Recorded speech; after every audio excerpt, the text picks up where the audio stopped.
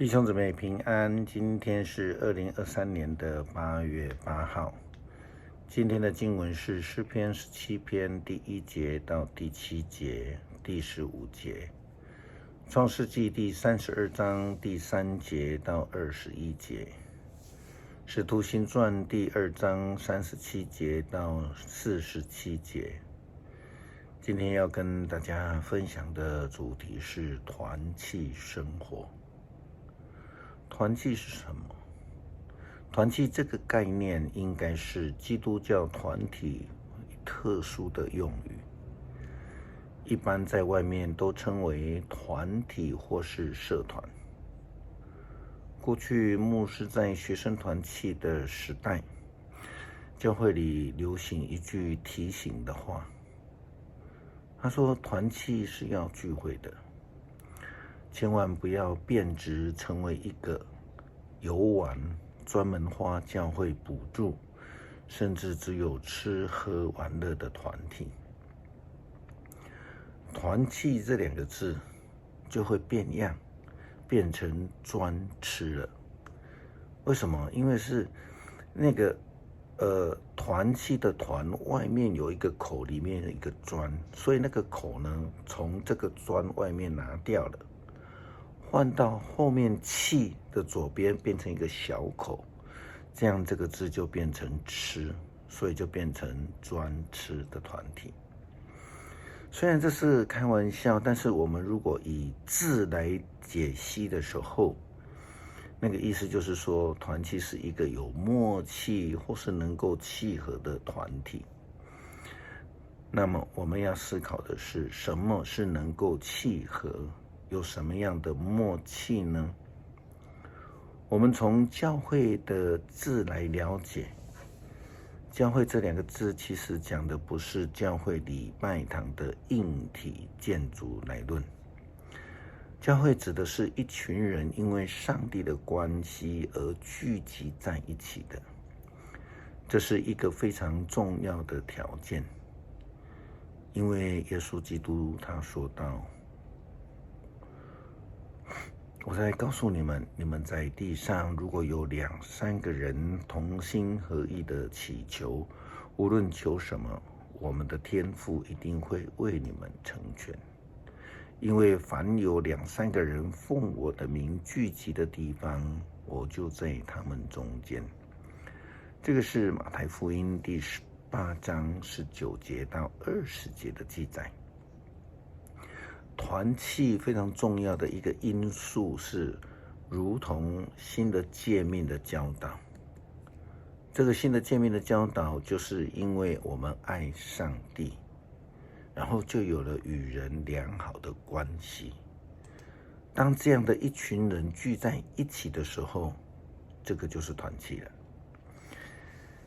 今天创世纪的经文提到的是雅各回故乡，面对他哥哥的一个情形。我们都知道这一段的记载中，雅各所做的事，他首先派人去见他的哥哥。他先告知以扫，他的全家将要返回家乡。可是当仆人去报告之后，回来禀报雅各以扫的回答的时候，雅各他吓呆了。圣经记载，因仆人的话说，他说派去的人回来，使者们回来了，向雅各报告，我们遇见你的哥哥以扫，他已经出发，带了400个人要来与你会合。哇，这下不得了了！雅各听到就大大的惊慌。圣经记载，雅各又惊慌又失焦虑，他把随行的人分成2队，把绵羊、山羊、牛、骆驼也分成2队。他想，要是以扫袭击第1队，另外1队或者有机会逃脱。雅各祷告说，我主亚伯拉罕的上帝啊，我父以撒的上帝，求你垂听，上主啊，你曾吩咐我回故乡，到我家族那里去，并且说要使我事事顺利。我不配领受你向仆人显示一切仁慈和信实。从前我的手里只带着一根杖渡过约旦河，现在我却带着这2队人回来。求你救我脱离我哥哥以扫的手，我怕他来攻击我们，连妻子儿女都杀灭。求你记住你自己的诺言，你应许我事事顺利，要赐给我多子多孙，像海滩的沙粒，多到没有人能够数算。在这样的反应之后，祷告之后，雅各预备了许多的礼物，就是他在舅舅拉班的家所获得的产业，他也预备要送给他的哥哥以扫。雅各想要透过这些礼物来表达他的诚意以及歉意，因为他说，你的仆人就在后头。雅各在心里想着，我要用这些礼物赢得他的欢心，在见面的时候，他或许会饶恕我。这个雅各的做法提供给我们对团契不同角度的了解。在团契里面是为了提供我们所有的，不能像某些人认为去团契去教会是为了要得福利，甚至有人还会说我们来就是要花教会的钱的。真正的团契生活详记在《使徒行传》第2章37节到43节的经文里面。《使徒行传》这样说，第一个是要甘心的受教，这记载在37节。经文说，大家听到的这些话觉得很扎心，向彼得和其他的使徒说，弟兄们，我们该做些什么呢？他们愿意来聆听上帝的教导。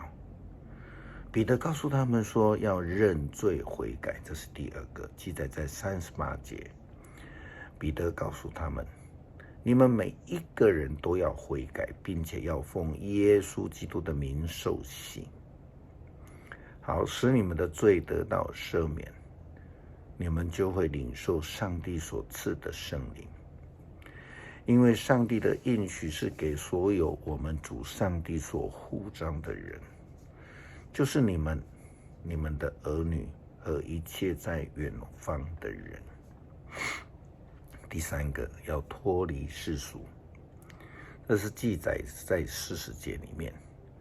一个真心悔改的人，进入团契生活的人，他必须要脱离过去世俗生活的样式以及标准，生命必须要因为认罪悔改而被改变。圣经说，彼得又用许多的话向他们做见证，劝勉他们说，你们要救自己脱离那些恶人所要遭受的惩罚。第4个，要接受圣灵的洗礼。41节说，这一群人领受了使徒们的教导后，就决志领受圣灵的洗礼，归于父子圣灵的名下，宣告成为基督徒。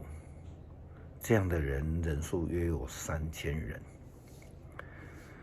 团契生活在使徒行传第2章42节这样说道，他们专心向使徒领教，参加团契生活，分享爱宴，一起祷告。也因为这样子，我们知道他们就必须要存敬畏的心，在43节说到的，要分享爱宴，一起祷告。特别在43节到47节，则记载到团契生活的一些细节，这是非常值得我们慢慢的学习的。凡物公用44节，圣经的教导是如此。牧师认为，在教会里面最惨的情况是，当有一部分的人宣称这是我们的，那是我们的，这个教会直接就被撕裂了，就不是一个合一的团契。这也正是初代教会团契生活所给我们非常重要的学习典范，凡物公用，都是教会的，都是大家的。就实务方面来看，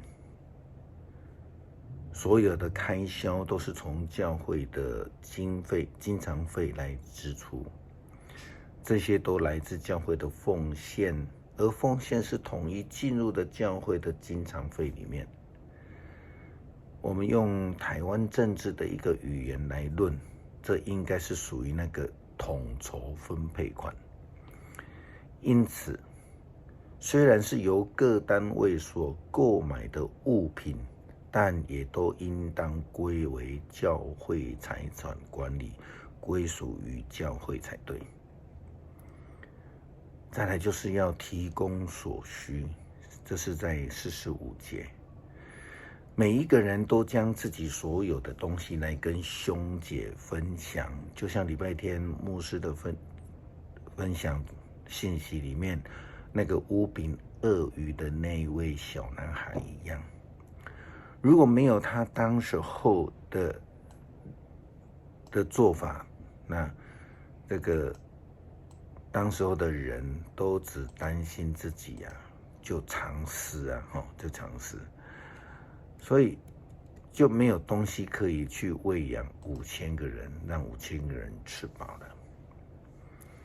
我们要同心合意，在46节的经文跟我们说到，因为这样子，所以我们就要能够荣耀上帝，这是在47节所说的。盼望主帮助我们能够活出美好的见证，因为我们是属于基督的团契，是荣神益人的基督徒。使徒行传第2章37节到47节，这样子告诉我们了。诗篇17篇第1节到第7节，上主啊，求垂听公道的呼声，求你垂听我的哀求，垂听我诚心的祷告。愿你宣判我无罪，因为你知道什么是正直，你知道我的内心，你夜里来查看我，你彻底的考验了我，找不到我有什么恶念。